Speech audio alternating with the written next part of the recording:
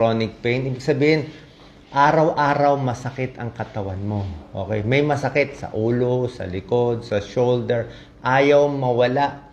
3 buwan na, masakit pa rin yung katawan. Hindi gumagaling. Okay? Ang tawag natin dyan, ang medical diagnosis is chronic pain. Hindi kayo nag-iisa, marami tayo. Sa buong mundo, 1.5 billion people ang may chronic pain. Sa Amerika, 100 million Americans naghihirap sa chronic pain. Inis na inis. Okay? Iba ang chronic pain, yung laging masakit ang katawan, from acute pain. Siyempre, nasuntok ka kunwari, o masakit, tapos mawawala. Iba po yun. O nasugat, masakit, nawala, iba po yun. Ang chronic pain, laging masakit ang ulo, laging masakit ang likod, laging masakit ang tiyan, laging masakit ang kamay, hindi nawawala.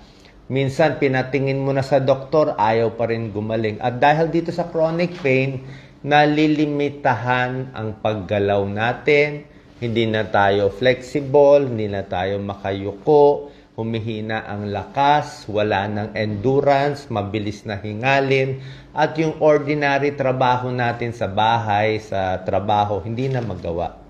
Okay? So, pwedeng any parts of the body to. Anong mga example ng chronic pain? Merong headache na masakit, merong leeg na masakit, ayaw mawala, may shoulder, kadalasan sa likod, hindi nawawala yung sakit. At pwede rin to, ito po, common to, after surgery. Tapos maoperahan ka rin na gallbladder surgery. Lagi na lang masakit sa tiyan, ayaw mawala. Or after injury, natumba, nahulog, lagi na may pila yung paa, hindi na gumagaling. Okay? Yung mga taong may cancer, laging may chronic pain. Yung mga may arthritis, laging may masakit sa katawan.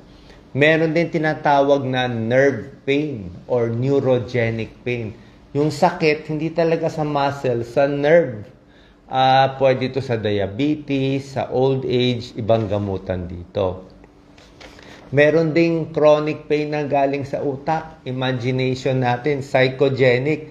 Ibig sabihin, baka depressed siya, emotional pain. Iba ang physical pain, pero yung emotional pain, dahil malungkot ka, masama loob mo, nadidepress ka, lumalala, napapa-heighten, o mas sumasakit yung headache mo dahil marami kayo iniisip. Pero kung masaya ka, tanggal lahat ng sakit ng katawan. May ganun din.